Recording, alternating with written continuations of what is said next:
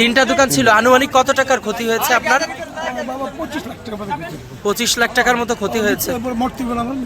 আবার ওনার যে বাকি খাতা টাতা ছিল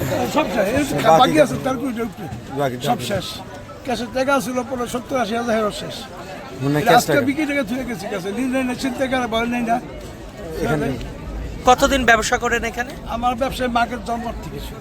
জন্ম কত বছর? এখানে এই মার্কেট হওয়ার থেকে 15 বছর। আর রায়বাজার আমার ব্যবসা 56 বছর শুধু রায়বাজার।